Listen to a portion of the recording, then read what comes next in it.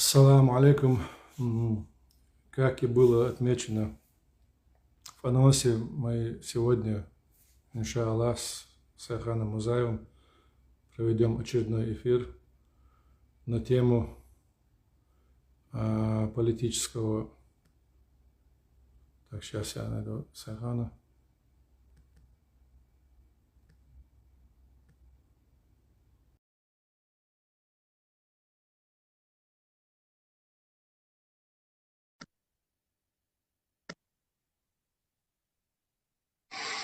Так, извиняюсь, сейчас я подключаю Сайхана.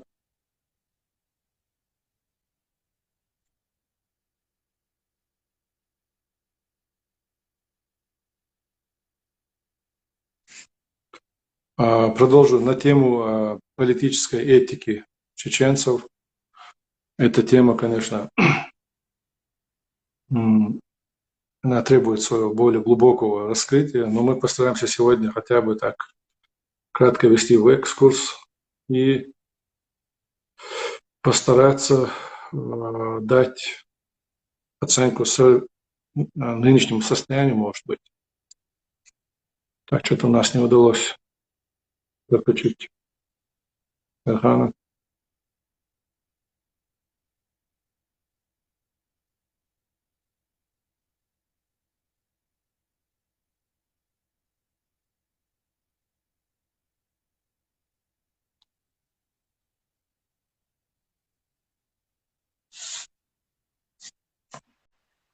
Как? Все нормально? Все живы-здоровы? Алхамдулилlah. Алхамдулилlah. Алхамдулилlah. Все хорошо. Все по плану идет. У нас один товарищ был вызван в местную полицию. Ну, они так условно говорят, полиция. На самом деле была какой-то отдел полиции, который занимался политическими мигрантами по этническому признаку. И он когда зашел, ну, это как бы такая служба, которая должна контролировать эту диаспору. Он зашел и сказал, все под контролем, это по-английски у него там было, и они так все засмеялись. Это был такой черный юмор, так сказать.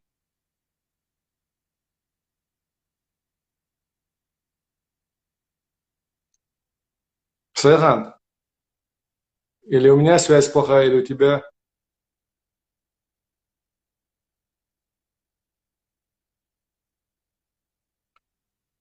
Алло?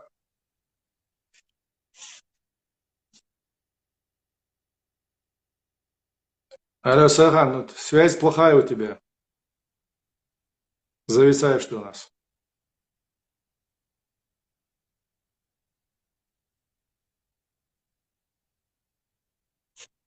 У меня плохая? Так. Сайхан, что у тебя там со связью? Я на Wi-Fi был, я сейчас переключился. Вот сейчас лучше будет. Я думаю, да, лучше оставайся так, Wi-Fi отключай. Погода нелетная, наверное. Да. Пасмурно. Ну и как там насчет этого, который посетил? Ты рассказал, да, походу? Насчет чего, не понял? Да, ну да, я уже рассказал. В общем, он сказал, у вас все под контролем. Просто одно такое слово, одна фраза. Он развеселил там всю контору, всю компанию. И они как-то с ним мягко побеседовали. Но они видят, что насколько он иронично относится к их работе. Непринужденно, так скажем. Ну, одно слово сказанное и так влияет. Как хорошее, так и плохое. Да.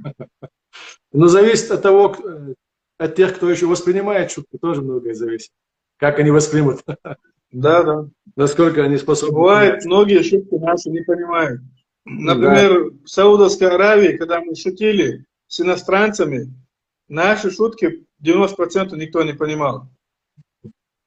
Вообще не смешно было. Как у нас по их виду было видно, что зря. Да. Но у нас немножко такие шутки, может быть, для них как-то жесткие, я не знаю. Ну да, чересчур даже. Для нас самих тоже чересчур, хотя мы и сами это Не всегда Вот, ощущаю. Саган, это хорошее предусловие как раз для нашей темы насчет шуток. Шутки, вообще сам этикет зависит от менталитета народа. Мы, иншаллах, сегодня собираемся поговорить о политической этике.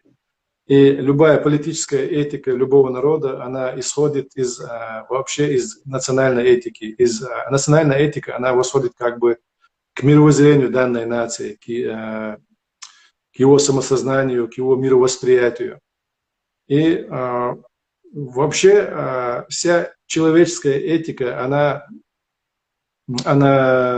подобна друг другу. Люди, они в принципе, все люди, они люди. И все люди понимают, что есть хорошо и что есть плохо. Могут быть какие-то свои особенности у разных национальных этик, но в общем они, в принципе, повторяют одно и то же. Все понимают, что такое добро, что такое зло. Все понимают, что такое прекрасное, что такое уродливое. Эти понятия, в принципе, с небольшими какими-то различиями у всех народов они одинаковы. Но при этом политика,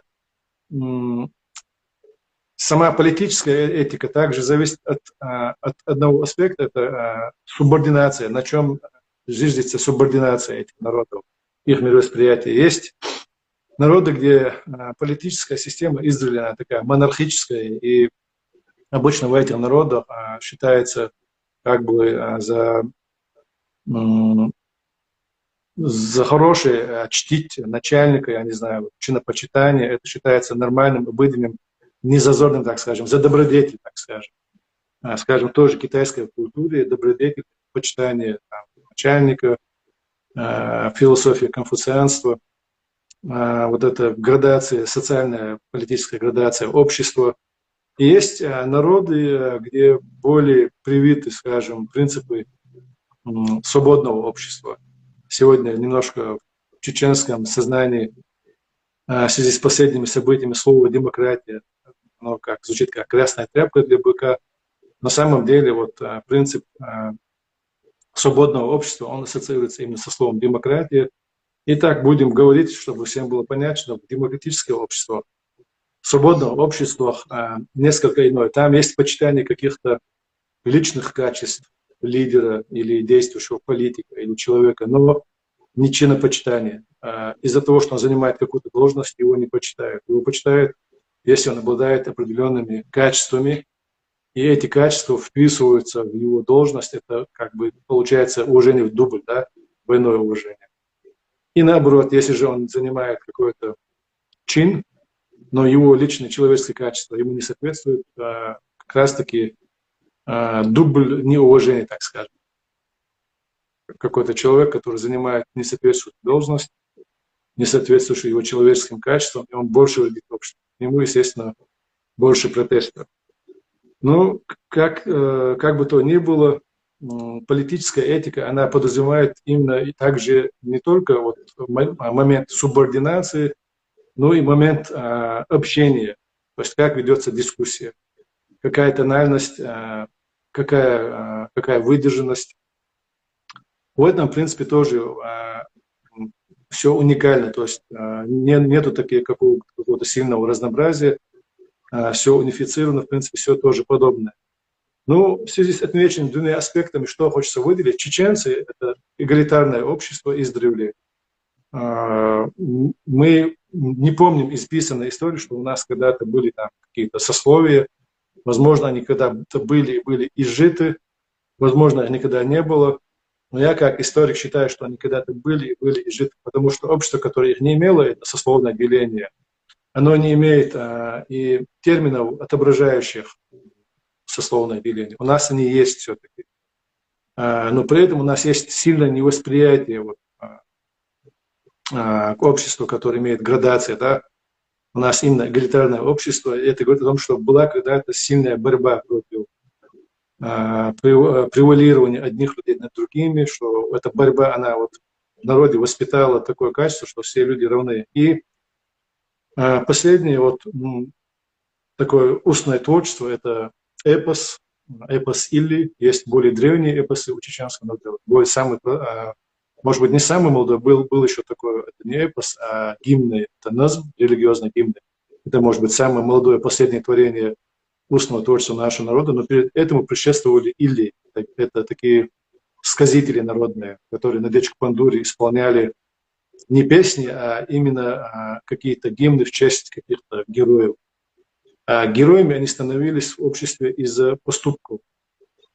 И поступков тоже было свое мерило. В чеченском обществе этот поступок, он ориентировался на личность. То есть не на общину, как сегодня считают, не на клан. Нигде в Вилле вы не заметите, что восхваляется какой-то клан и принижается другой клан.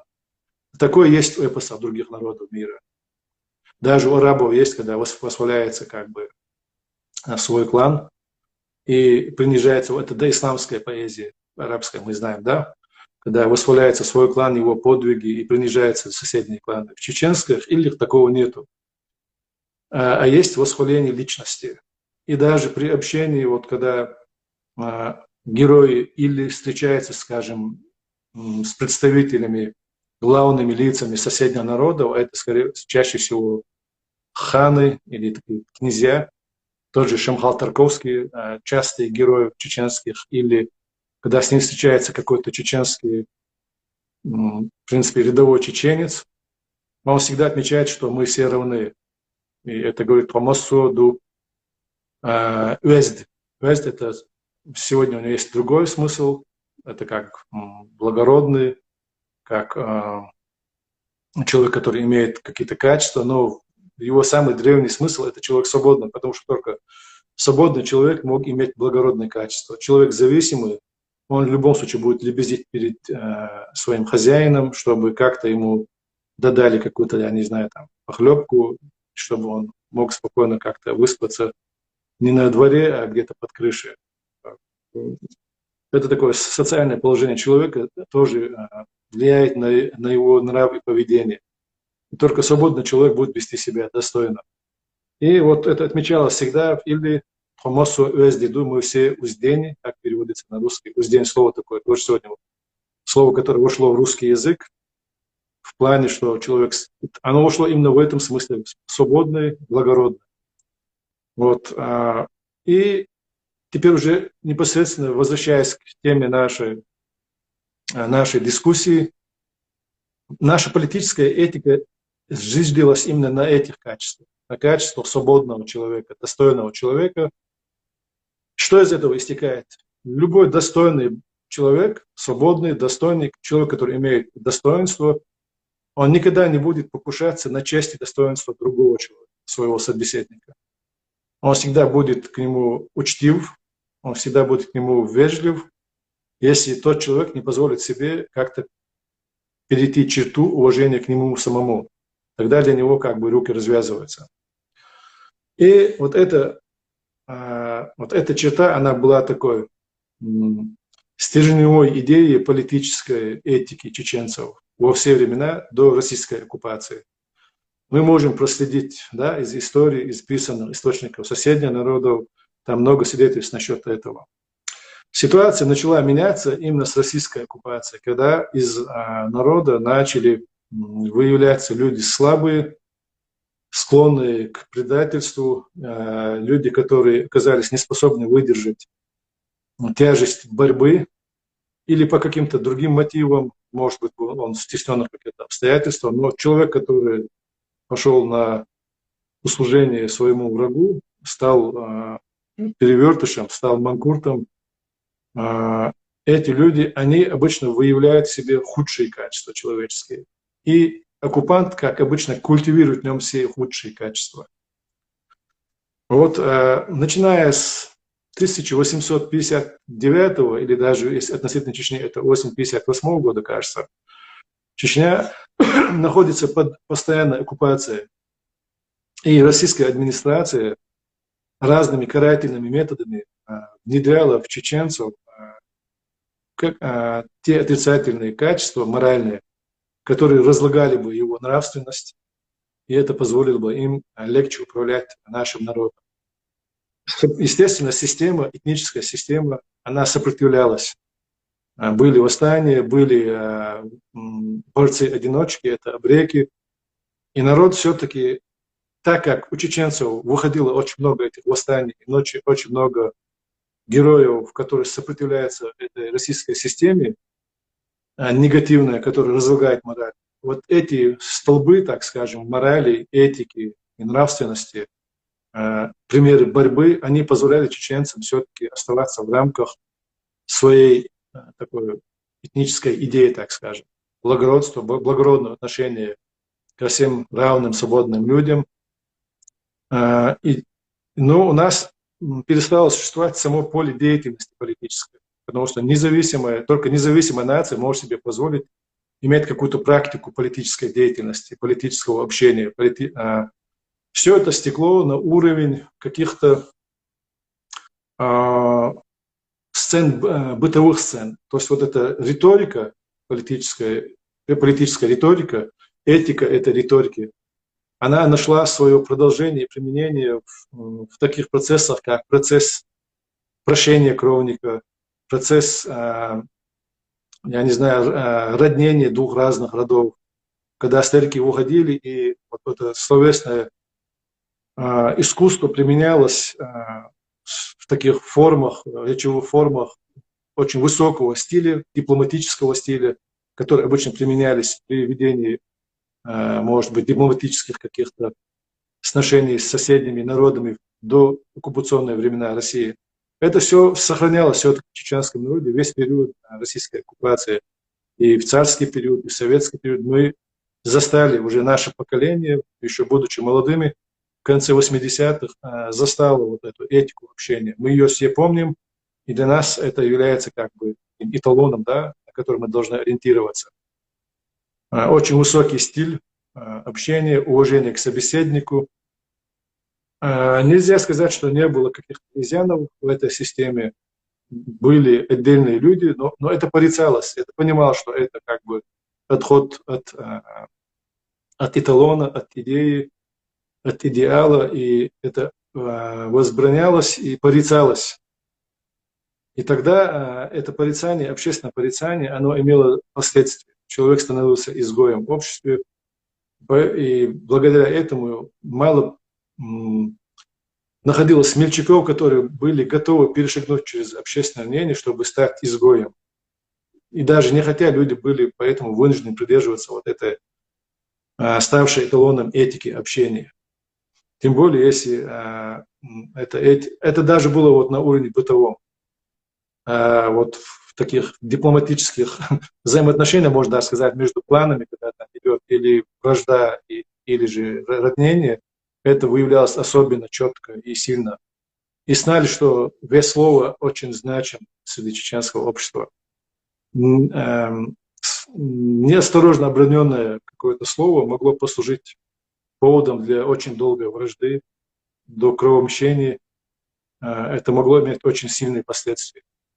Вся вот эта система она обязывала очень быть тщательным к словам, которые ты произносишь, и к действиям, на которые ты готов. Также, да, в чеченской этике, политической этике было намеренное принижение врага, когда какая-то красная черта перейдена, и чтобы вызвать побольше гнева у враждебной стороны, была и такая практика, когда даже высказывая какие-то эти фразы, принижающие врага, никогда не доходило до низкого мата, никогда не доходило до каких-то ругательных слов, а было принижение именно чести своего врага, чтобы он еще больше на него разозлился, и эта вражда еще стала еще глубже. Это тоже была такая особенность, даже при бросании вызова врагу. Никогда не переходили на матерные слова. И еще нужно отметить одно важное, одну важную особенность. Чеченский язык, в принципе, не имеет как таковой большого словаря то есть словарный запас матерных слов в чеченском языке, он минимален. Он не мог вообще отсутствовать, потому что чеченцы не живут изолированно где-то. Они контактуют с соседними народами, народы разные. Те же русские казаки, которые были мастера на крепкое слово, и, естественно, какие-то заимствования, какие-то подражания. Все. То есть в любом случае вот это как-то трансформировало и есть в чеченском языке матерные слова, но их очень мало, а применение их тем более очень ограничено. Какой-то круг, может быть, сверстников где-то так, чтобы в обществе, чтобы прилюдно где-то звучали матерные слова, это что-то немыслимое для чеченцев. Вот такой краткий исторический обзор, этику общения вообще, в принципе, и этику политическую, которая исходит из общей этики народной. Я хотел предварительно провести. И вот сегодня хотел бы приступить далее к тому, к чему мы сегодня пришли. Да, нельзя сказать, что обвинить тех или иных людей, что именно они виновники того, чего мы сегодня имеем, но все-таки любая история, она всегда бывает персонализирована. Конечно, бывает целый ряд факторов, которые повлияли на именно такое стечение обстоятельств. Любому явлению мы всегда найдем много разных причин, которые стекаются в один общий ручей, но всегда есть какое-то движущее лицо, всегда есть какая-то персона, с которой ассоциируется, может быть, то или иное явление истории. И, к сожалению, вот уже начало 90-х, когда чеченский народ избрал свой путь на независимость, у нас с крушением, скажем, одной государственной системы все силы потаенные, все силы, которые, может быть, как-то сдерживались вот, плохой или хорошей или какой-то структурой, институтом наказания, они вырвались наружу. У нас появились какие-то отрицательные явления в обществе, ну и они пресекались какими-то древними, старыми, традиционными институтами чеченского общества. Это прежде всего кровная месть.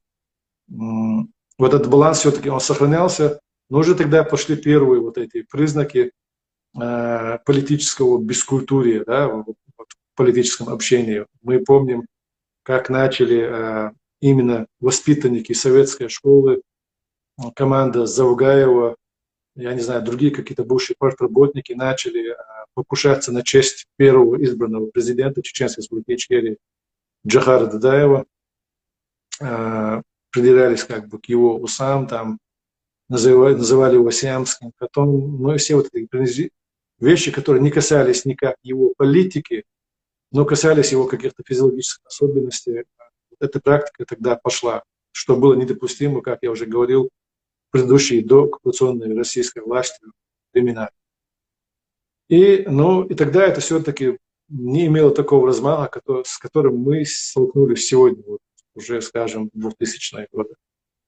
Далее, и это воспринималось как-то шутя, как такая, скажем, даже если это был переход на личность, а не критика его политики, все равно он сам, Джохар Дудаев, в силу своего благородства, в силу своего благородного характера, он также к этому относился с определенным юмором, с пониманием и особо не реагировал на это.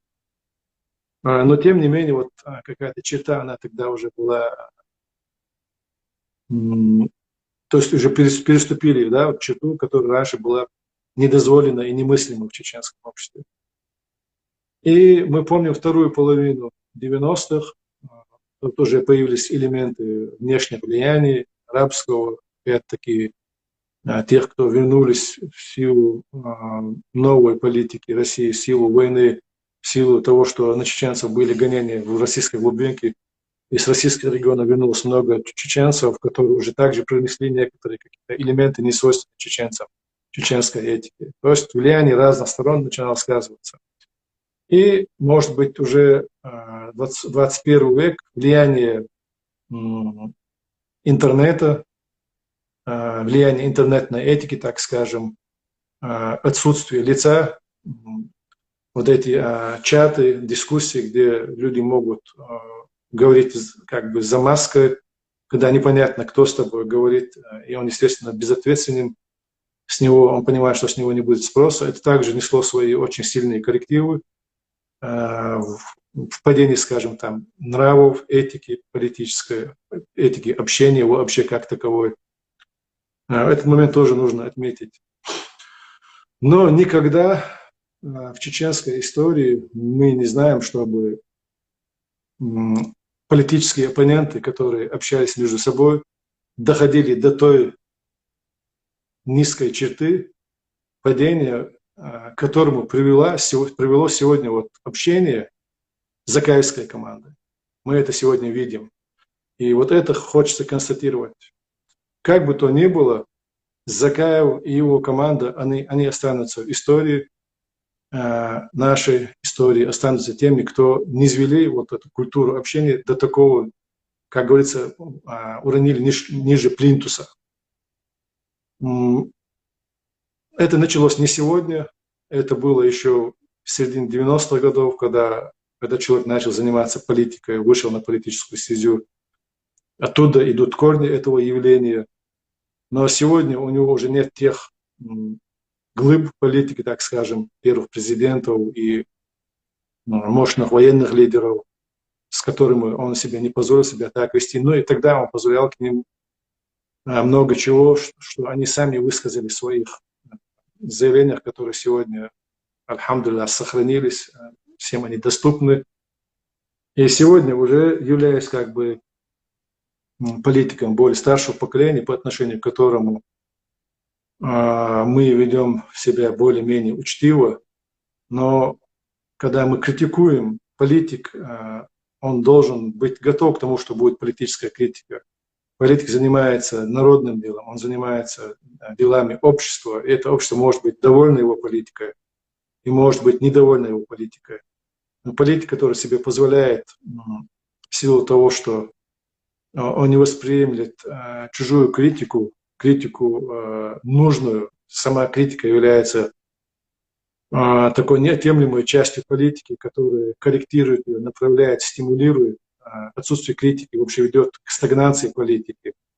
Но если политика не восприемлет ее и начинает всех тех, кто ведет какую-то критику его политики, обвинять, огульно обвинять, бездоказательно обвинять в работе на вражеские спецслужбы, начинает делать на него поклепы, наветы, начинает сочинять то, что в ответ на конструктивную критику начинает сочинять то, чего не было.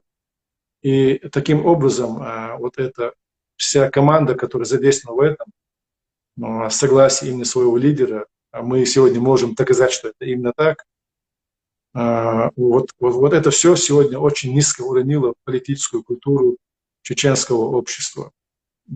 Это все вначале было на чеченском языке, сегодня это выхлестнулось и на язык, скажем, межнационального общения, который был на постсоветском пространстве, через русский язык все это идет.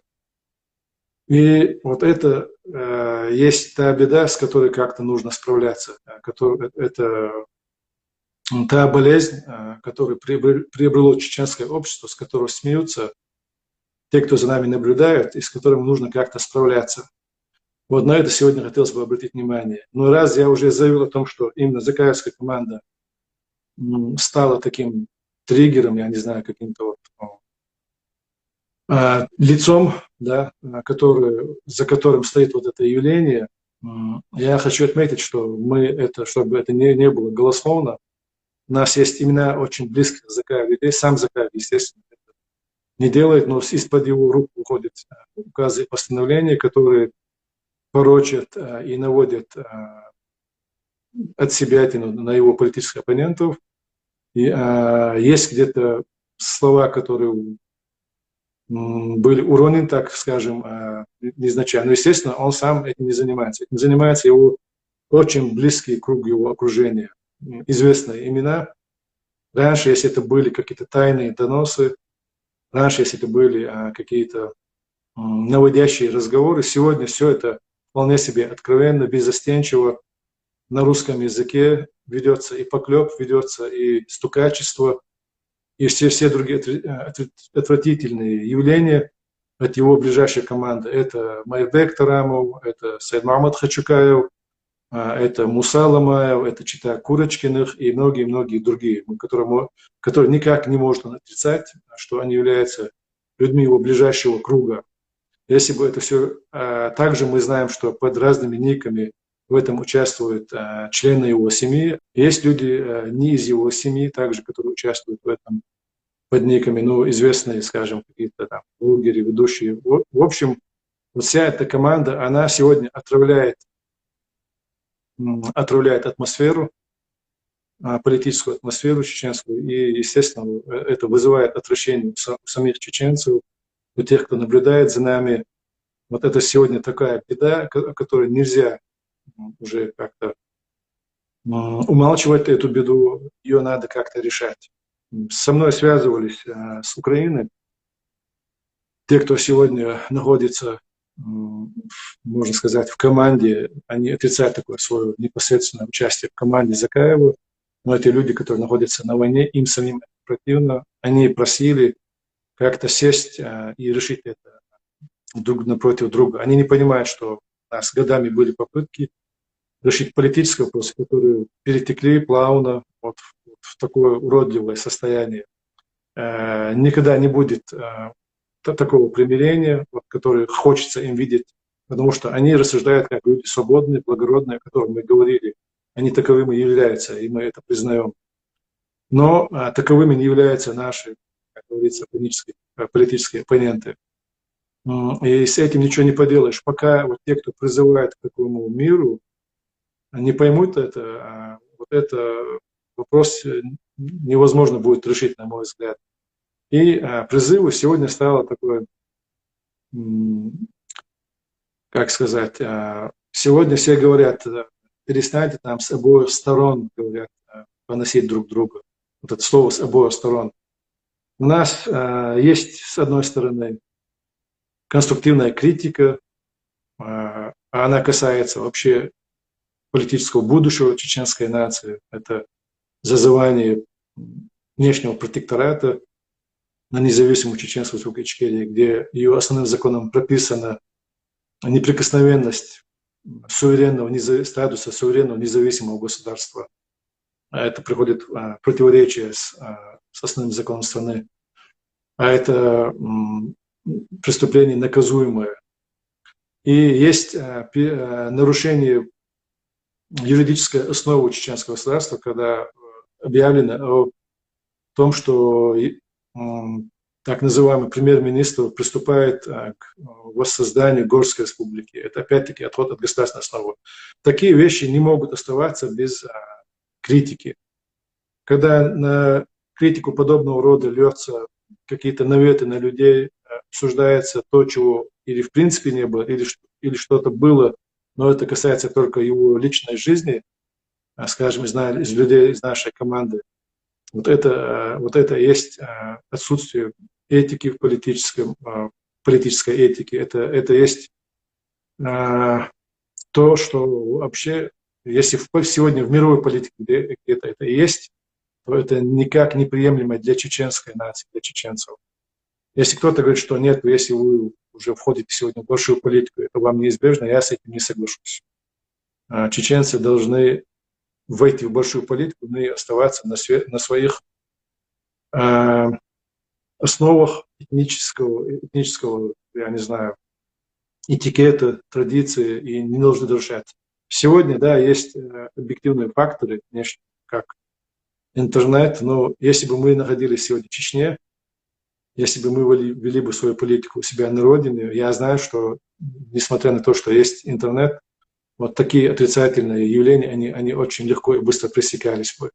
Сегодня это также связано с нашим нахождением за пределами нашей республики, из-за недосягаемости законов, которым должны подчиняться все.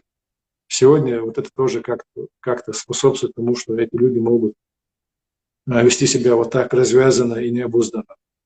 В общем, это то, что сегодня я хотел как-то озвучить коротко по поводу того, с чем мы сегодня столкнулись. Это явление, которое однозначно должно быть искоренено, и я уверен, что оно будет искоренено в будущем. Если по этому поводу, Сайхан, я надеюсь, у тебя будут какие-то дополнения или вопросы, или же у наших участников, то мы в оставшееся время поговорим на эту тему. У меня вопрос просто после всего сказанного. Например, как лично ты видишь, как исправить эту ситуацию? И в чем вообще проблема? Понятно, что нету хороших кадров, что люди себя ведут таким образом. Я думаю, что это просто дилетантность. Люди просто не знают, как себя вести, как на это реагировать. Просто они ни в дебатах, нигде не участвовали, и чисто на уровне подсознания, не знаю, себя вот так ведут, и вот такое себе позволяют. Но для меня это, в принципе, как бы было очевидно, но будет какой-то конец, это тоже понятно. Когда уже будет какая-то черта, да, перейдена,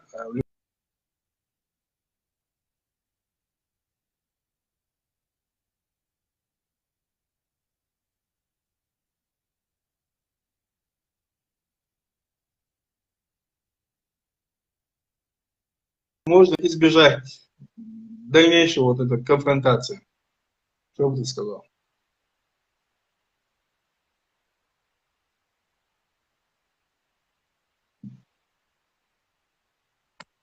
Саган, тебя опять не слышно.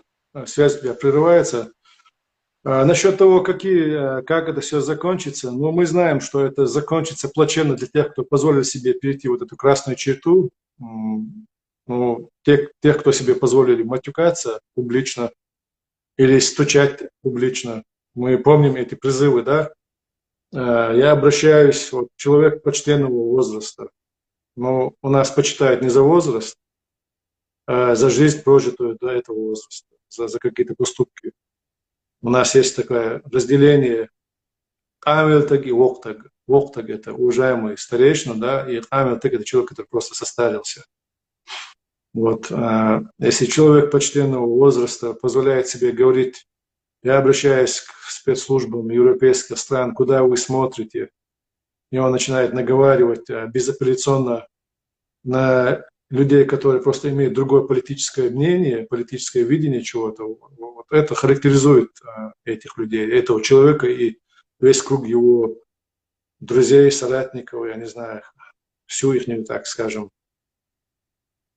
Ну, не буду сейчас называть их плохими словами, но так и хочется назвать кучкой людей, да, кучка это все-таки оскорбительное слово. Все это кончится тем, что мы народ маленький, у нас очень сильные разного рода связи, родственные, дружеские. То есть у нас или он родственник, если не по матери, не по отцу, то через какие-то сотовства, то ли через тейповые связи, вирдовые связи.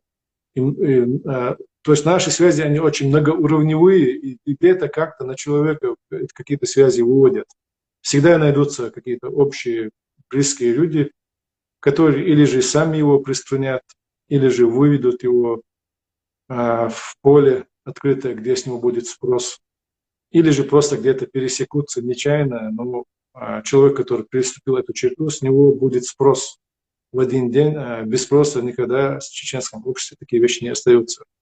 И люди, которые сегодня возомнили, что они могут вот так безответственно что-то говорить о других людях, что это останется без спроса, что это не вернется к нему, не аукнется, что это не принесет в его жизнь какие-то неудобства, этот человек очень сильно ошибается. Поэтому я думаю, что для тех нескольких лиц, которые себе позволили вот так, уверившись в своей безнаказанности, позволили себе перейти вот ту красную черту, для них это все кончится очень печально. Но также хочется отметить, что мы-то понимаем, что это они сделали не сами, что за ними стоит кукловод, да, за ними стоит человек, по политике которого, под влиянием которого все это делается. Естественно, с этого человека также будет спрос, и я в этом тоже не сомневаюсь абсолютно. Джамбулат, вопрос, затрагивали тему насчет ГКД. Был ли получен ответ с их стороны?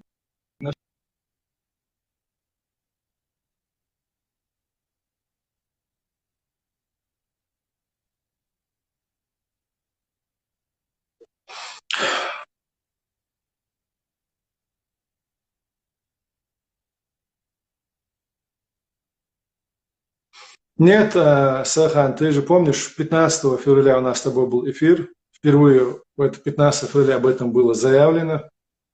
Мы дали срок, сперва я сказал неделю, 10 дней, ну максимум потом мы сказали 2 недели. И эти 2 недели мы выдержали. Это достаточно большой срок, когда с нами могли связаться представители так называемого шведского джамаата. Они понимают, что речь шла именно о них. Именно они дали тот старт вот этой разнузданной политики, очернительства своих оппонентов командой Закаева. До этого они этого делать не смели, откровенно говоря. С привлечением этих ребят они в себя поверили.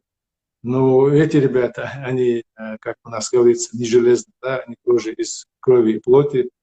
В чеченском обществе такие вещи не прощаются. Если человек начинает терять связь с реальностью, это всегда плохо заканчивается. Вот эти люди, мы вполне ясно сказали, о ком речь.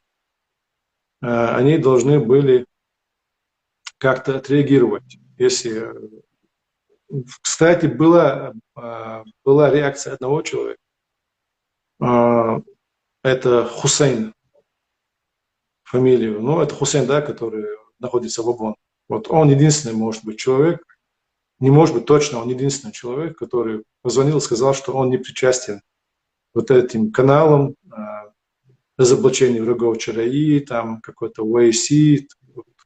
Давайте сейчас опять сделаем такой краткий экскурс, введем наших зрителей в тему. После проведения съезда мы отказались даже от озвучивания фактов негативных, да, в истории Закаева. Мы решили просто оставить все это как бы в сторонке и заняться своей работой, и объявили односторонний мораторий. Это было сразу же после завершения нашего съезда в конце ноября. То есть декабрь, январь, февраль, уже 3-й месяц. Но сейчас, в последний месяц, мы начали критиковать, опять-таки, политику. Как мы говорили, мы не можем не критиковать нашу политику, чья политическая деятельность так или иначе коснется нашей, как бы, судьбы нашего народа. Но мы даже эту критику мы начали только где-то в феврале. До этого 2 месяца было абсолютное молчание нас по отношению к деятельности этих людей. И за эти 2 месяца, это декабрь минувшего года и январь этого года, вот пооткрывали эти сайты, чаты, и началось огульное поливание грязью, навет, я не знаю, стукачество и всякая матерщина, откровенная матерщина в отношении нас, нашей команды, ну и других оппонентов Закаева, таких как брат Доки Умарова, как Муслим Мадиев, который находится в Украине, воюет, да, защищая честь чеченской нации против наших общих врагов, против Адама Асмаева, против всех оппонентов Закаева, льется одинаковая грязь, и это опять-таки характеризует именно вот эту группу людей, эту кучку людей, так скажем. Вот такова была история. Мораторий мы до сих пор не нарушали. Мораторий был односторонний, мы от него ничего не требовали. Это наша свободная воля, мы считаем это правильным. И мы сегодня опять напоминаем об этом тем, кто нас призывает прекратить склоки с обеих сторон. Нет с нашей стороны никаких склок, но критика в адрес пагубной политики будет, она должна быть. Если кто-то нас хочет такими призывами просто решить возможности вести политику, возможности вести политический диалог, возможности предлагать альтернативный путь и свое видение политического будущего, то эти люди, или они не понимают, чего они добиваются, как они вот этими призывами способствуют этому, или же, если это делается намеренно, то, конечно, мы на это не поддадимся. Мы имеем свою политическую волю, у нас есть свое политическое видение, и мы будем двигаться по этому пути. А так мы никого не оговариваем, ни на кого не делаем наветы. Мы этот мораторий мы сами объявили, и мы будем придерживаться до конца, я надеюсь. Жамбулат, у меня вопрос такого характера. Например, если один человек, да, не берет на себя ответственность, выше упомянутой,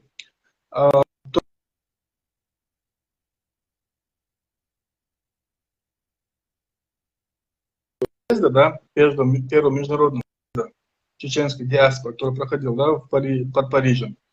Мной уже неуважаемые люди, раньше я как-то к ним по-другому относился, по крайней мере, те, которые я знал, выступали именно против этого съезда. Они вот посчитали нужным выступить, да, и сказали, что мы из-за того, что из-за наших действий может быть фитна и будет фитна 5-10. А вот сегодня то, что они молчат, вот в такой ситуации, когда нагло ложь идет со стороны, да,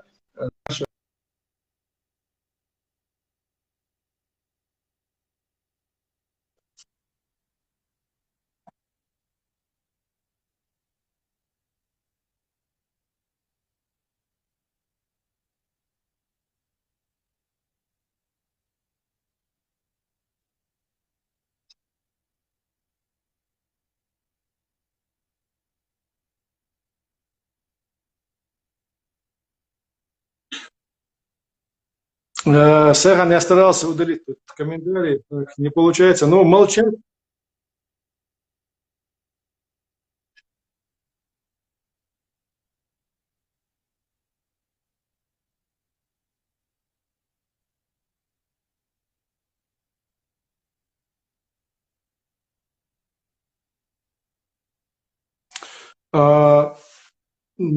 Сахан, можешь уточнить, именно про кого ты имеешь в виду? Я несколько отвлекся, да, на удаление одного комментария.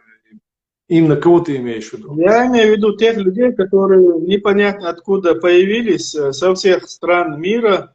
Они прямо посчитали нужным сказать, что вот не езжайте в Париж, а езжайте в Брюссель. Там прямо все наше независимость решается. И вот я про этих людей имею в виду. Я даже не хочу их перечислять. Да, я теперь понял. Мы говорили об этом. Которые непосредственно не были в команде одного человека, а потом они себя как бы причислили, не знаю, как откуда появились.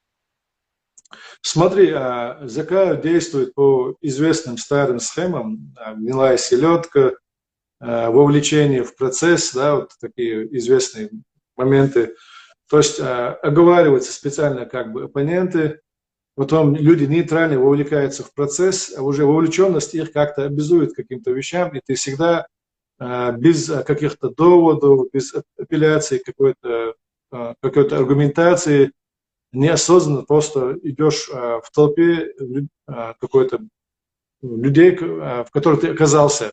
Вот таким сборищем при помощи тех братьев, которым мы написали вот это обращение, наше движение «Единая сила», которым мы задаем вопросы в открытом обращении, это тот же Абу-Бакр,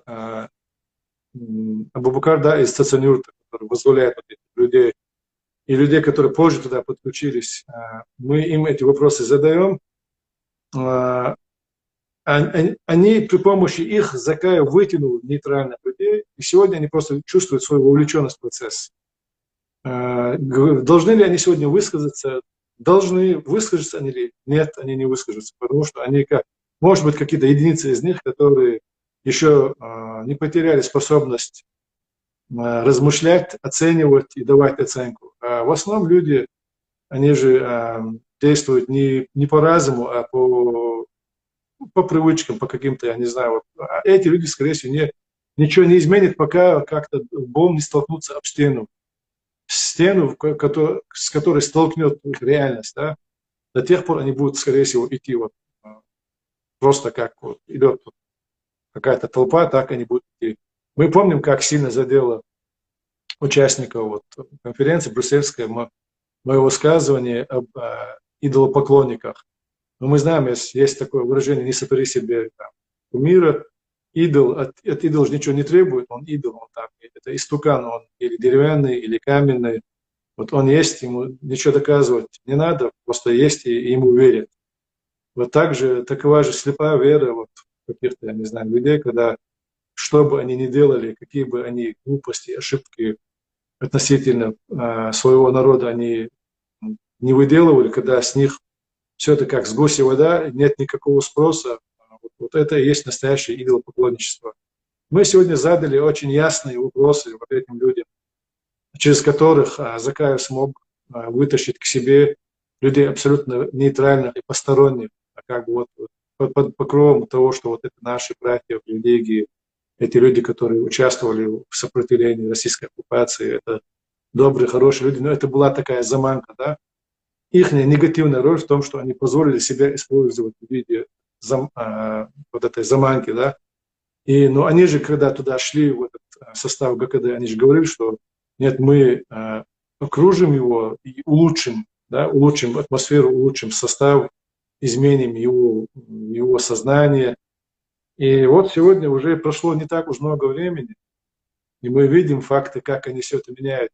Они ничего ни на что не влияют, они сами стали жертвой вот этой игры, и сегодня мы видим, что они в капкане, и ни один из них не высказался. Мы вот вчера опубликовали, всего еще мало времени, мы подождем, будет ли от них письменный ответ.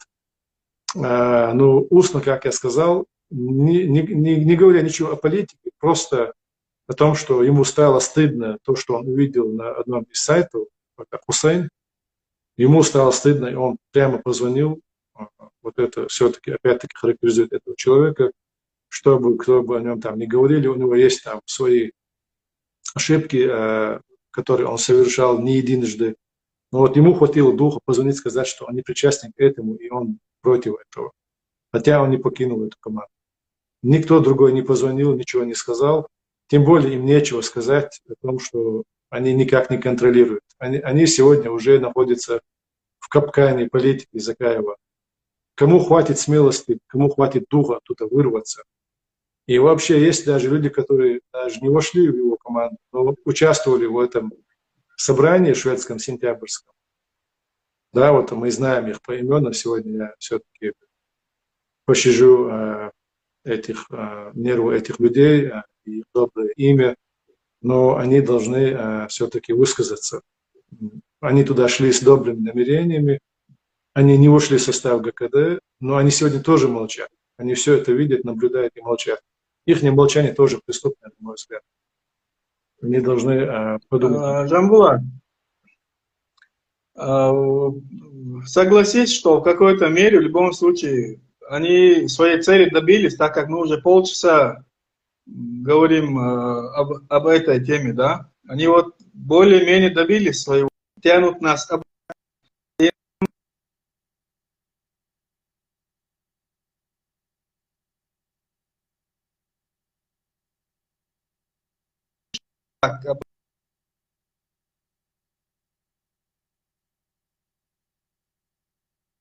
Ни ты, ни я, ни наши соратники не уделяли такой большой промежуток времени. Просто обозначить, сказать наше мнение и нашим делом заниматься. Ну, в принципе, мы этими занимаемся, Сайхан.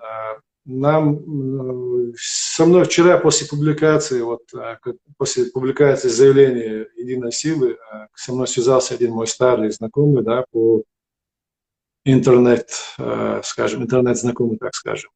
Но он живет далеко от нас. И он говорит, что и ваши, сторонники, имеется в виду в чатах, люди, которые находятся под никами, тоже себе позволяют крепкое словцо. И ему это виделось как у него был такой же призыв прекратить с обеих сторон склоки. Я ему объяснил, что мы же не обвиняем закаевскую сторону за те, может быть, какие-то неизвестные ники, которые независимо от них входят в какие-то чаты и, может быть, пишут какие-то непристойные вещи. Это могут быть кадировские боты. И есть они будут, естественно, подогревать огонь масла с обеих сторон, и с нашей стороны такие будут. Мы за них не отвечаем. Но мы сегодня отвечаем за те ники, которые нам известны, и они, в принципе, им тоже известны. Ники людей, которые, например, тот же Абур Тумсо, мы знаем, я не знаю, кто он такой. Такие ники, которые являются членами нашей команды, и люди, которые под своими именами находятся в публичном пространстве, никто из них себе не позволяет подобного. Того, что позволяет ближайшее окружение Закаева. Мы, конечно, это так и будем продолжать, как это было до сих пор. Просто хотелось бы сегодня обратить внимание наших зрителей на то, что прекратите говорить вот это, то есть прекратите ложить на весы вещи несоизмеримые, вещи разные, вещи качественно несоответствующие. Нет такого, что прекратите с обеих сторон склоки. Нету склок. Есть политика, есть критика в политике. Это неотъемлемая часть политики. И если кто-то старается решить политику критики, критических суждений, то эта политика, она просто обречена на застой и на гибель. Это не политика на самом деле. Ну, вот очернение оппонентов, конечно, сегодня это элемент современной политики, но чеченцам это не подходит. Мы не должны себя подобным образом вести. А те, кто себя ведут подобным образом, соответственно, с них будет спрос уже по другим нормативам, которые никто не отменял, которые существуют веками.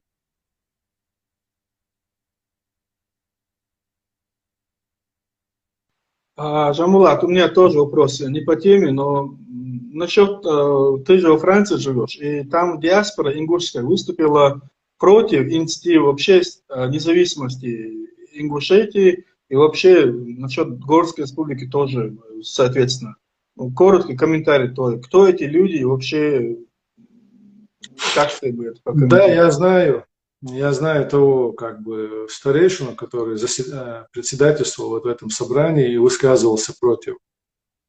Но вообще это очевидно же, что вот это провозглашение независимости Ингушетии – это такое заявление маргиналов, которые не имеют никакой, так скажем, то есть обратной связи с ингушским обществом, крепкой обратной связи, или же, то есть это не те люди, я не говорю лично об этих людях, я не хочу никого обидеть, оскорбить, их инициатива может быть мне даже и симпатична, да, но я знаю, что насколько это утопичное заявление, потому что мы знаем состояние ингушского общества, и вот это на самом деле маргиналы, которые никак не согласуются с состоянием умов ингушского общества. Поэтому мы увидели вот такую реакцию. Это было ожидаемо. И это еще раз нам показывает, что подобную политику вести нельзя. Политика популизма, которую ведет команда Закаева во всех направлениях. Сегодня это перетекло абсолютно с чеченского кластера, да, вот этот общекавказский кластер. И так, куда бы они ни пришли, с политического поля, когда они вошли туда, в военное поле, в Украину, там повторилось то же самое, популизм, какие-то популистские заявления и разлад. Вот это все, куда бы ни пришел Закаев и его команда, он за собой несет абсолютно вот это везде. Джамбулат, чтобы быть не голословным, ты сам знаешь, что встречался с представителями Дагестана, когда был в Украине. Там тоже такая же ситуация, что народ не поддерживал нас в последнее время, еще со времен, может быть, даже имама Шамиля. Они прямо открыто сказали, к сожалению, такой поддержки у нас от народа нету. Если посчитать, это восточная сторона, северная сторона, Ингушетия, тогда вообще черкесы тоже, я вот в чатах, с которыми были знакомы, вообще они удивлены, откуда, как, кто нас представляет, кто нас вообще спрашивал. Вообще идея, на что люди надеялись, вот, когда вот такие люди такую информацию на мир выносили? Как ты думаешь? Если нет, мы знаем реально, нет такой поддержки. Сахан, вот с кем вот это есть откровенный популизм. Популизм, он может дать какую-то 7-минутную какую-то, может быть, выигрышную ситуацию, кажущийся выигрыш, да, кажущийся выигрыш в чем-то. Ты же помнишь, мы в прошлом году, в октябре, мы начинали вот проект кавказский, тем, что я посетил в Берлине, встретил представителей Дагестана, там представитель черкесов был, да, вот мы знаем, Ибрагима Яганов, были там представители других даже народов России. Но в основном этот проект назывался как Кавказский, и был такой еще второй проект, там 2 проекта мы предусматривали. Но другой проект был относительно народов России. Не тот, который вот форум свободного народа России, на который я был приглашен, на котором я не участвовал на первом форуме, на втором я выступил онлайн. Но сегодня мы видим, во что это вылилось. Это опять-таки вот тот же самый популизм, который вошел уже в двери Европейского парламента. Но это так же, как и любое такое начинание, это как мыльный пузырь, это в ближайшем будущем это лопнет, это очевидно, да. И мы начинали свой проект. Первый проект «Кавказский» имел продолжение в виде Кавказского союза, конференцию, учредительную конференцию, которую мы провели в Киеве, удачно провели, с участием депутатов Верховной Рады, с участием представителей разных кавказских национальностей, которые сегодня, любой серьезный проект, он не столько шумит и гремит, сколько он тихо работает за закрытыми дверями, готовит, да, свою работу, проводит встречи. Вот именно так работает сегодня Кавказский союз. Это не просто слова, это не просто старание как-то внушить что-то нашим зрителям, а я говорю о конкретном людях, о конкретном действии. И вот буквально позавчера у меня был представитель Дагестана, это руководитель Дагестанского национального центра в Украине. Он приехал сюда в рабочем порядке, с рабочим визитом, поехал дальше по своим рабочим делам. Мы встречались, у нас готовится какой-то очередной документ к подписанию. Вот ведется такая работа. Мы ее не афишируем, мы не кричим о ней, пока она не пройдет какие-то нужные этапы. И второй проект у нас, к сожалению, он не имел продолжения. Это не было связано с нами, это не по нашей как бы вине. То есть там с российской стороны должны быть более реальные шаги. Их не было, они отсутствовали, и поэтому тот второй проект, ты в курсе, да, Сайран? Мы с тобой в курсе, мы это пока не афишируем. И это у нас пока стоит в таком повешенном состоянии, и то это мы не закрыли проект, мы не намереваемся как бы отказываться от него тоже, но он пока у нас стоит вот так. И когда мы начали эту работу проводить, я имел неосторожность опубликовать фото встречи в Берлине, и сразу к нашему представителю Черкесову Гиганову позвонил Закаев. Он буквально так, на опережении, перед тем, как мы провели конференцию, вот эту учредительную конференцию Кавказского союза в Киеве, он там создал опять какое-то маргинальное собрание из чеченцев и там одного-двух представителей, там, ингушей кого-то, и вот создал эту видимость. Вот создавание вот этих видимостей, популизм откровенный, он всегда чреват таким концом, который вот мы видим, все начинания Закаева, все его начинания не заканчиваются вот так. Да, 7-минутно кажется, что вот он идет впереди, вот он здесь, он там появился, он здесь, там мелькнул, где-то какие-то собрания. Последняя конференция, которую он провел, как бы Конфедерация кавказских народов, в Брюсселе, там сидят одни чеченцы, там нет ни одного представителя кавказского народа. Вот о чем это говорит? Я говорю, что сегодня кавказские народы как таковое не готовы, да, чтобы даже выйти на путь независимости. Закаев говорит о Горской республике как о проекте конфедерации. То есть конфедерация подразумевает союз равных субъектов. Это должен быть союз независимых Кавказских республик. А где они, эти Кавказские республики? Где они освобождаются? Где они стремятся к независимости? Есть такое движение, есть такое явление, мы его не видим. Есть хотя бы тенденции к этому, мы их не видим. Даже вот единственная страна ингушская, которая, пускай там несколькими людьми было заявлено о независимости, мы видим, какая сильная обратная реакция пошла от ингушского общества. Вот ситуация в Дагестане чуть лучше, я скажу, но также далека как бы идеальная, далека от того уровня, который вышли чеченцы за вторую половину 20 века и начало 21 века. Им еще стоит как бы сделать много чего, чтобы достичь тех целей, к которым мы стремимся, и мы будем стараться помочь им. Мы будем стараться помочь всем, кто предпринимает хоть какие-то реальные практические шаги. Но если такого посыла нет от самих народов, мы не можем им навязывать. Мы не можем своим каким-то царским указом, повелеванием насильно заставить людей войти в какую-то конфедерацию Горской республики или еще что-то. Вот таким образом выглядит действие Закаева. И что важно, это подрывает государственную основу. Вот у нас заявлена политическая цель построения независимого чеченского государства. Это цель четкая, заявленная не только политической силой, но и поддержанная абсолютным большинством чеченского народа в 1991 году. Мы это видели от миллионного населения республики, когда 300-тысячные митинги в центре Грозного, вот это было очень очевидно, громко заявлено, сделано. И мы видим, что две затяжные масштабные войны, самые масштабные на тот момент после окончания Второй мировой войны, это также доказывало, что именно к этому проекту политическому чеченцы устремлены, готовы за это жертвовать. И если вот такие посылы, порывы от наших соседних кавказских народов, их нет. Понимаешь, вот в чем проблема. И это все пройдено. Это плюс нам дало очень много практического материала на политическом пути. Мы видим свои ошибки, мы учтем их, мы намерены больше не повторять, мы учимся на своих ошибках, мы учимся сегодня на примере украинцев, много чего полезного мы видим, да, учимся. Этот путь предстоит пройти нашим соседям.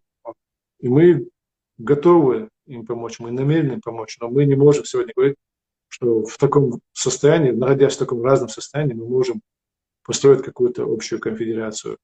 А значит, мы не должны отходить от нашего проекта, проплаченного кровью 1/3 нашего народа. А это суверенная, независимая чеченская республика. Этот проект мы будем продвигать. И всех, кто хочет спекулировать от ее имени и стараться сидеть на двух табуретках, на двух стульях, перескакивая с одной темы на другую, эти все люди будут обречены. Мы будем критиковать политику. Мы доведем до общественности вот, пагубность подобной политики. Мы раньше их призывали оставаться на государственную основу. Они внушили обывателю, что они являются той государственной основой, решил которых вот это как бы мнимых каких-то должностей, там, министров, премьер-министр, так называемым кабинетом министров, или же какой-то президиум, который не прописан в Конституции, или же депутатская группа, которая себя называет парламентом. Все то, что мы проговаривали в предыдущие годы, сегодня на практике это все вылилось, да, вот в то, что мы видим. И люди, размышляющие, думающие, видящие это, я думаю, постепенно приходит осознание то, о чем мы раньше говорили, что было трудно понять среднему обывателю, который не особо там углубляется в политику, не особо сильно ею интересуется, но он слушал нас, может быть, какая-то часть этих людей и не могла понять то, о чем мы говорим. Сегодня эти вещи уже сама история, само развитие событий выявляет. Вот я вижу это так. Сара.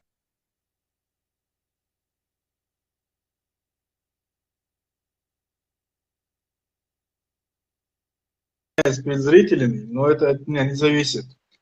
Были еще вопросы, но это я хочу отдельно в другой программе сделать, так как у нас сегодня про политическую этику был. И я хотел задать тоже последний вопрос с моей стороны. Жанбулат, когда проводятся аналогии между сегодняшним так называемым премьер-министром и между законно избранными нашими президентами, ныне покойными, да, Алгайтом Больцарем. Вот прокомментируй, пожалуйста. Да, например, говорят про Масадова, что он сказал, про Дудаева, про Яндарбиева, про Доку Умарова, про Абдуль-Халима Садулаева. И говорят, что вот этот человек как себя повел, и вот это как. Я, например, более чем уверен, что это просто некорректно. Эти люди, их выбрали, они были избраны, или как минимум они были по закону предъявляли, как бы представляли наше государство. А сегодня человек, который сам себя назвал всеми возможными именами и сравнивал, вот проводить аналогию, вот, что он сказал, что он сделал, это просто коротко, пожалуйста, прокомментируй. Саран, ты знаешь, да, наверное, что есть в исламской науке такое понятие о аналогиях. Какие аналогии уместные, какие неуместные. И я всегда люблю приводить вот этот эпизод грузинского комического фильма, комедийного фильма, когда спасали человека, застрявшего на дереве, таким же образом, как спасали человека, упавшего в колодец. То есть с помощью веревки закинули веревку там человеку на дерево, сказали, чтобы он себя обмотал его вокруг пояса, дернули и шлепнули его на землю, человек чуть не умер. Когда спросили, почему ты так поступил, того, кто посоветовал, он сказал, мы так неделю назад вытаскивали из колодца. То есть, понимаешь, некоторые аналогии, они очень убийственны. И такие же убийственные аналогии, которые сегодня приводит закаевская команда по отношению к нашим законно избранным президентом. Это совершенно разные ситуации людей.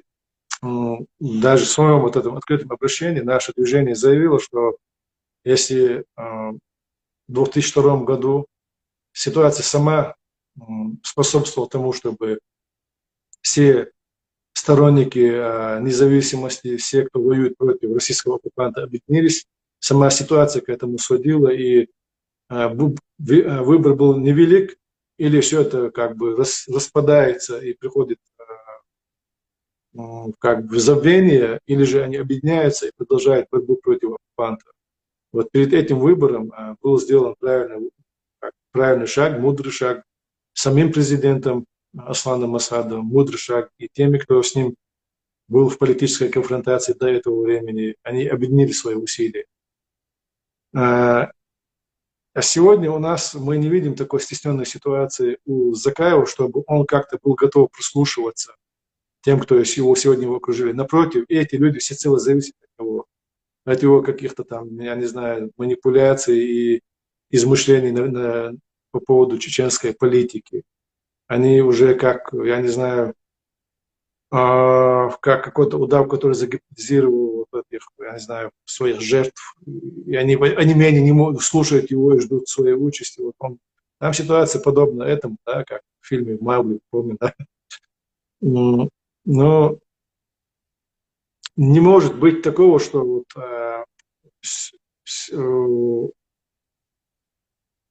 когда говорят, что вот была оппозиция, там же вот это персонаж Муса Алмаев откровенно же говорит оппозиция.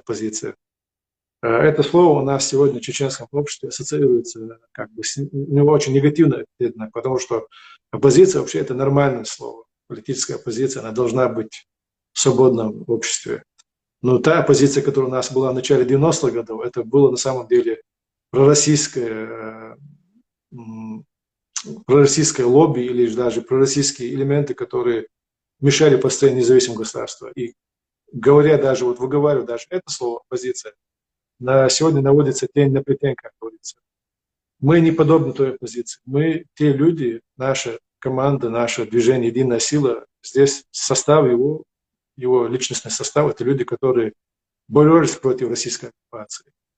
И вот наводить мысль слушателям, что вот это такая же подобная оппозиция, которая была пророссийская как бы в дудаевские времена, это же вот это есть нечестная игра, это есть на самом деле желтая пресса, да. Тут люди, которые имеют ранения, они имеют какие-то частей своего тела, потеряли на войне. Люди, которые в политическом отношении находятся, может быть, тот же Махмуд Бибулатов, да, вот в нашем движении, когда он был в политике, Закаева еще не был в этой политике. То есть на всех этих людей говорить такие вещи, это как минимум, ну, в общем, ты понимаешь, да, даже словно этих людей нет. Ну даже вот то же самое насчет аналогии. Когда в тот момент это была законно избранная власть, а сегодня как бы люди не очень скромные, себя уже позиционируют, как будто их кто-то выбирал. Вот о чем речь шла, когда я говорил насчет проведения аналогии. Когда люди сами себе поверили и ведут себя вот таким образом. Вот это вот я даже не понимаю. Если они говорят про какую-то оппозицию, должна быть какая-то реальная власть.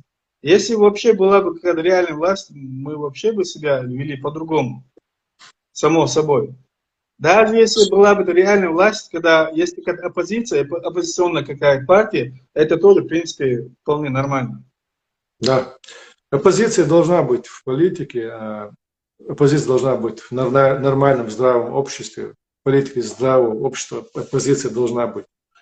Но мы не являемся оппозицией Закаева, мы не являемся даже оппозицией кадыровской власти, как часто вот в средствах массовой информации говорят антикадыровская оппозиция, часто вот пеструют публикации, злоупотребляют этим термином.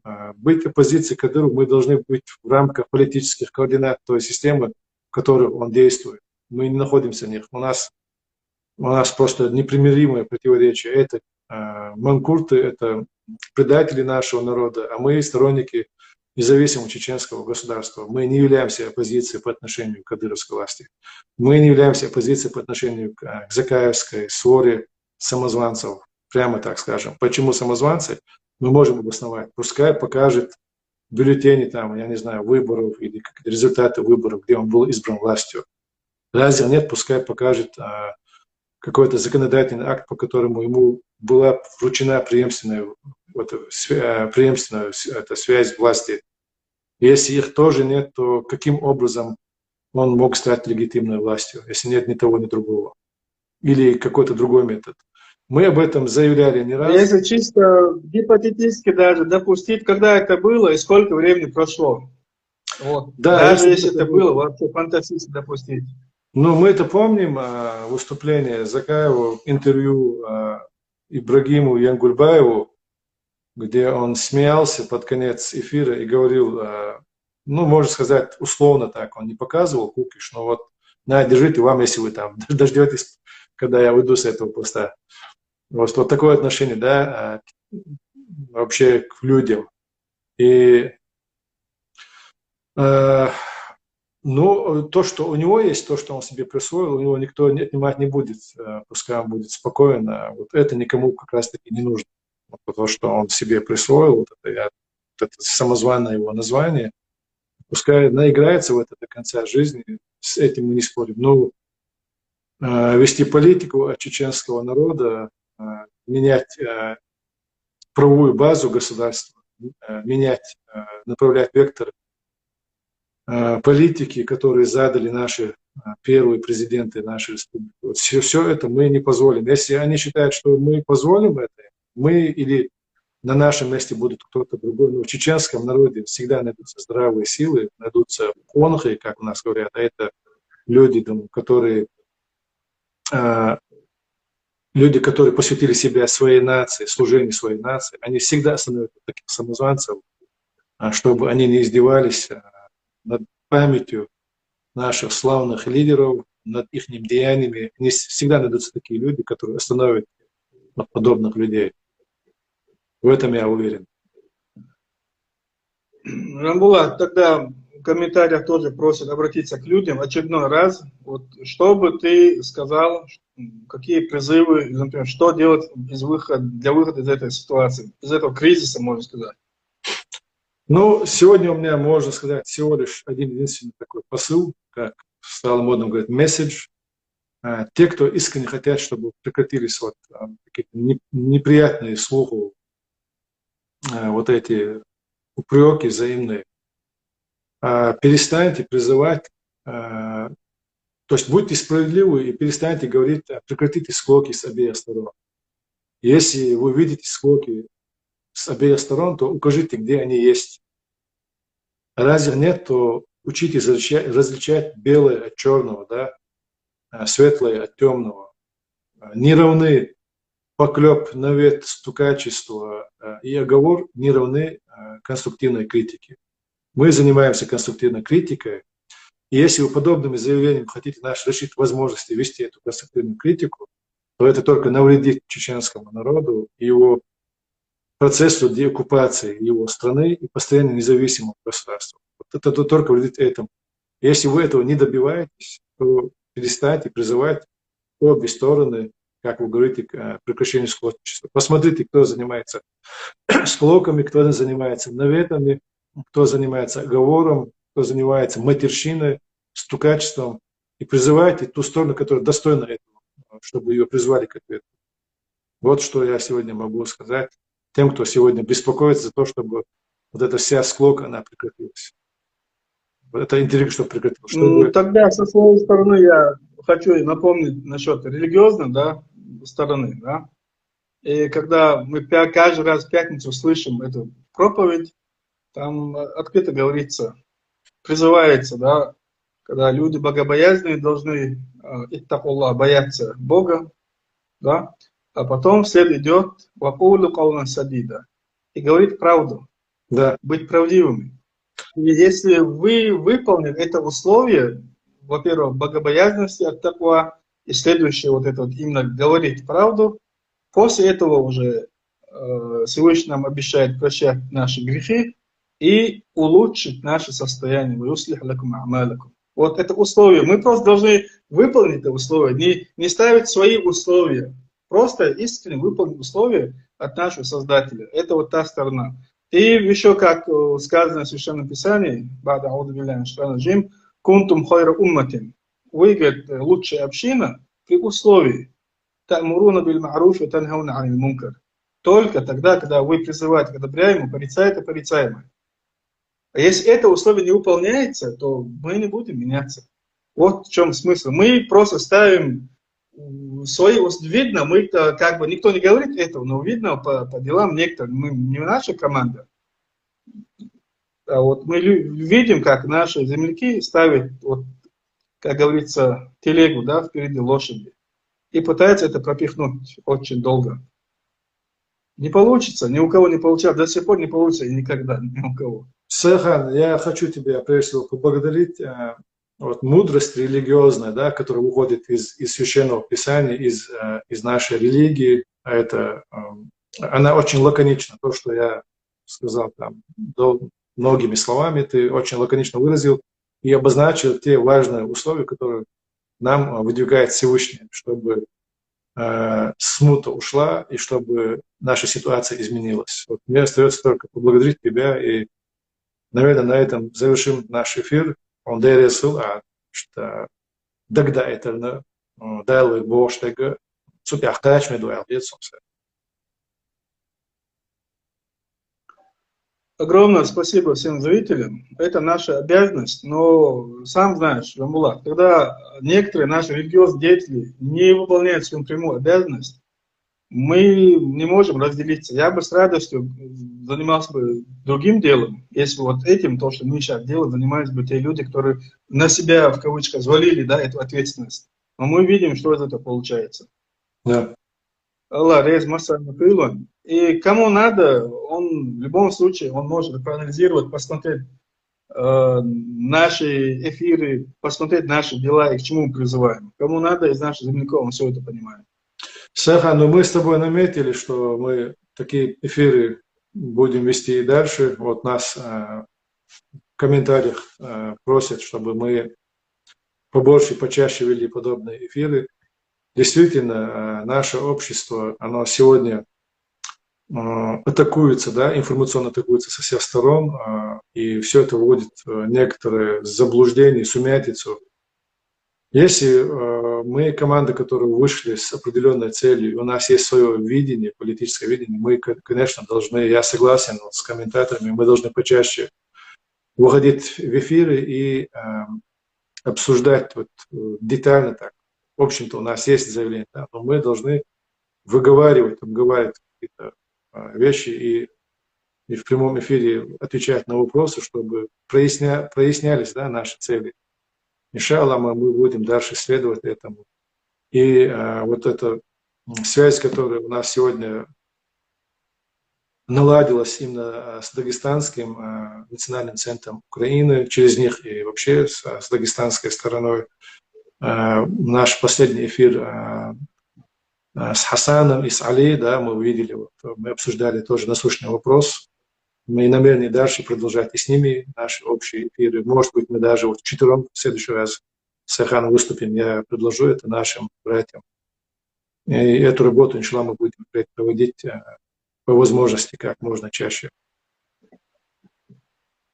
Иншаллах, иншаллах. И мы надеемся на обратную связь с нашими зрителями, потому что в любом случае есть вопросы. Когда вы будете писать или нашим соратникам, или на бот обратной связи, определите именно тему, которую вы хотели бы разобрать. И мы, иншаллах, хорошо подготовимся, чтобы это было более сфокусировано, не отходя от основной как бы, тематики. Да?